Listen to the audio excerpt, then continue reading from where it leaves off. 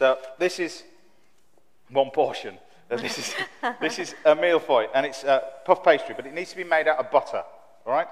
So the way that you make puff pastry is layers of butter mixed together with a pastry, and as it basically heats up, the butter then melts, creates steam, trapped in between the layers of pastry, causes the puff pastry to rise. We cook it under 2 trays, tray on the bottom, tray on the top. Prick it with a fork, bake it in the oven, it stays nice and flat. Yes, right? but still the layers are still Still there. got the layers in there, but it stays nice and flat. So this, what we're going to do now, is we're going to do some sugar work with it, all right? Sugar, you've got to use caster sugar or granulated sugar, and it sits in a clean pan, okay? Sits in there, nice clean pan. Okay. But Clotted Cream is made by, they milk the cows. It's a brilliant way of process of making it. It's my kind of food. They take the cow's milk and they put it in like a big drum centrifuge, and that takes the cream away from the milk.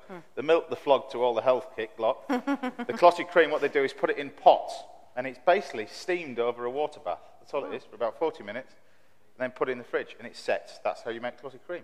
So we heat up the sugar. You see this happening over here? It actually just changes colour, okay? And you don't stir it, you just leave it alone. Really important that Never. you don't stir it. Yep. If you stir it, it's ruined. So everything needs to be clean. Pan needs to be clean, sugar clean. And left alone. Yeah, and you just, literally, it starts to come together as easy as that. Look. Yep. Happens very, very quickly. All right, we're going to do it in a second. So you take your puff pastry. Now, you need to cool this down a little bit, ideally. You've got a sink there.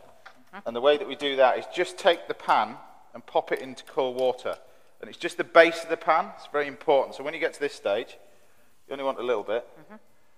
We don't want any of the water in the pan.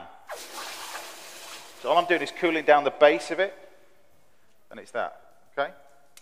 Cool down the base. Take that off, leave it to one side. It'll quite happily sit there for 3 or 4 hours, right? Don't touch it. It won't solidify. Nope. Nope. Through icing sugar over the top. And icing sugar. The reason why I use icing sugar for this, when you caramelize anything like creme brulees, I don't use caster sugar. I always use icing sugar, because icing sugar, you can't taste the grain. And there's nothing worse than sort of as well. So I'm going to take that and pop it in the top of there. Raspberries here, a little bit of raspberry sauce, everything else, and we've got our mixture here. And then this is where we can start to have a play around. So we can take this sugar now, and this is liquid caramel. This is 130 degrees centigrade, and you can just pull it in your fingers. It's brilliant. It sticks to your fingers. Now it's creating a blister, like that. There you go. Can't believe you picked that up. Oh, well, I don't want you to trip on it. I don't want you to hurt yourself. So this one, we'll then start to plate this up. What I do is take the raspberries like this, and we put them in a nice line. So the idea is we get our raspberries. Now, I'm a bit sort of, this is a bit of cream cheese. Cream cheese? Just to keep you happy. Not mascarpone? No. Oh, okay. Bit of that. And then we get some of this clotted cream in this one.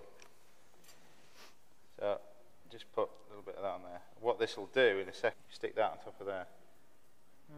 Nice. And then you can get another bit. Like that.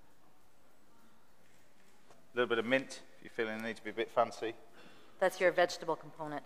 Lift it out. Sheer simplicity. Beautiful. A little bit of the sauce. This is raspberry sauce. And this is what chefs do, or rather Chris likes. So you can leave it on there, which you do at home. However, Michelin star boys, we do this now. So, you get this?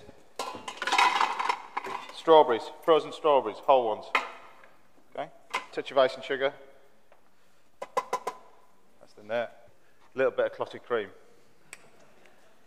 I think the common ingredient here for you, James, has been clotted cream. Lid on.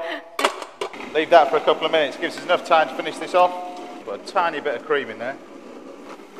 So this would be the equivalent of a food processor at home for people. They could do this in their food processor. Buttermilk we'd normally use at home. Buttermilk? Yeah. Wow. All right. Fabulous. Gorgeous. Strawberry ice cream. Like that. You're about to throw this around the kitchen, so. Oh, I better stand back.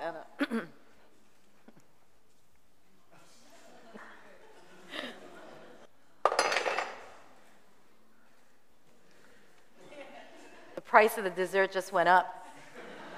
Thank you.